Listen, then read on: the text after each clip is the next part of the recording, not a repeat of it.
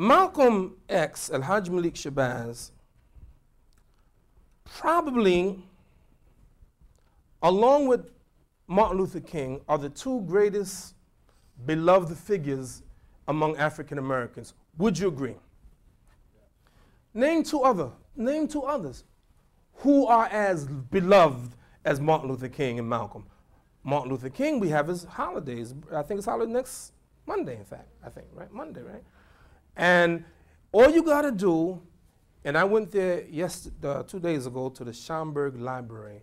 By the way, it's a very good library, 135th Street and Malcolm X Boulevard. You're never going to forget. 135th Street and what? Malcolm X Boulevard. Streets named after Malcolm. Colleges named after Malcolm. Institutions named after Malcolm. Why? Beloved. Musa, I didn't see one street named after you yet.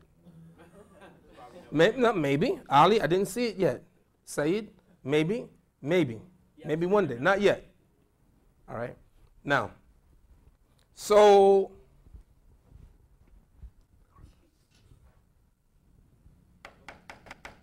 Malcolm X, Elijah Muhammad. Did I put his name, Elijah Muhammad? Let me take a couple minutes with Elijah Muhammad. The Nation of Islam began in 1930 in Detroit, Michigan.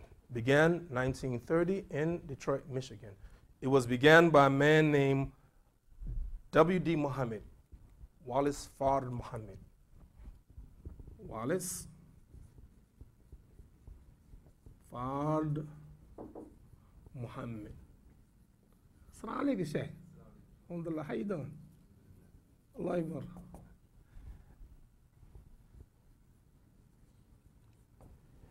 The Nation of Islam began in Detroit, Michigan by a man named Wallace Fard Muhammad, who said, I was born in Mecca. And he came and he was selling silks to the people, to the African Americans. He started that group in 1930. He attracted a few followers. One of the followers he attracted was a man named Elijah Poole. Elijah Poole. Poole. P-O-O-L-E. He attracted a man named Elijah Poole. He was attracting African Americans. One of the people attracted a guy named Elijah Poole.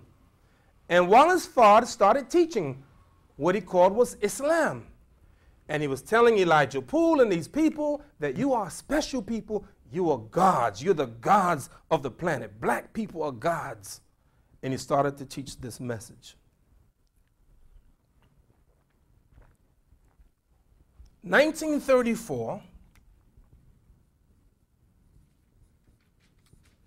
Wallace Fard Muhammad, called sometimes W.F. Muhammad, mysteriously disappears. He tells Elijah Muhammad, you don't need me anymore. You don't need me anymore. And he disappears. Nobody knows. Where's Fard Muhammad? Where's Fard Muhammad? No one knows. He disappears. And then all of a sudden, Elijah Muhammad starts to teach who that person was, because some people come into the meetings, coming to learn about this thing called Islam. 1934. He disappeared in 1934. I'm sorry? No, 1930. In 1930. 1930. 1930. And then Elijah Muhammad all of a sudden started teaching that that person who disappeared, W.D. Muhammad, actually is God in person. Yes, he started teaching that Fard Muhammad is God in person, and I am his messenger. I am the messenger of God. Blasphemy, right? Huh? As a Muslim, you are like, oh my God, blasphemy, right? Yes, of course, of course. And then he starts to teach about what Islam is all about.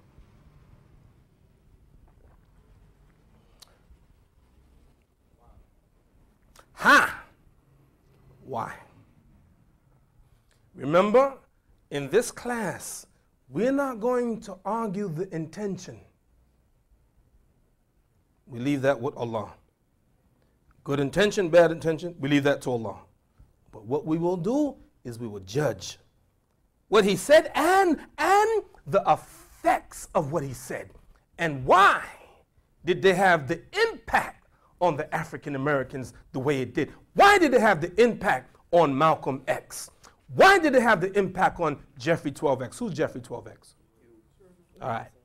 All right. Why did it have the impact on Louis Farrakhan? Why did it have the impact on Muhammad Ali?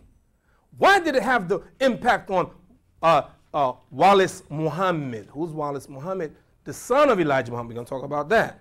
Because you're going to find out, in my opinion, one of the major figures in this country or in Islam is this man called Wallace Muhammad, and he changed his name to Wallace Muhammad, and I'm going to explain why, inshallah. Now, let me tell you something about the theology. I was in the Nation of Islam from 1969 to 1981. 6 years under Elijah Muhammad.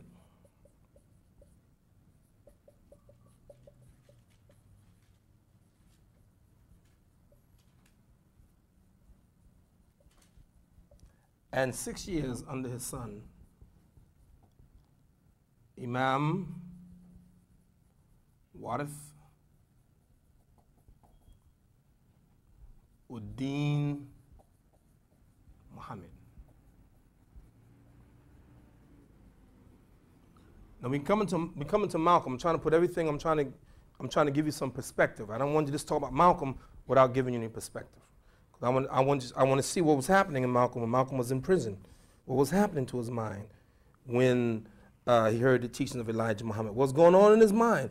What was going on in the mind of African Americans? Yes. Like in the movie, he learned of the Nation of Islam from a guy. Right? Not a dude, huh?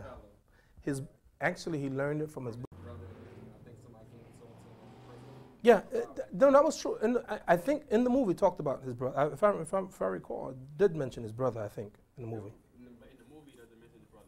It doesn't mention his brother at all? Okay. Okay, good. Then you're right. Now, I was in the Nation of Islam under Elijah Muhammad for 6 years, and listen to me. Listen to me.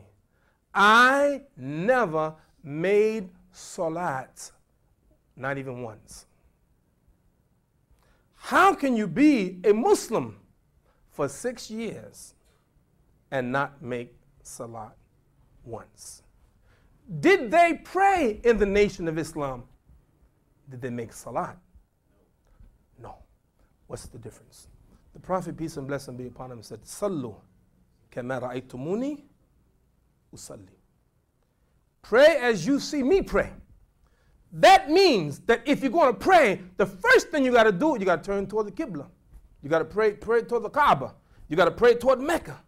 And if you don't pray toward Mecca, if you don't pray in the right direction, that's the first thing you got to do. That's a prerequisite. It's a shurut of salah. It's a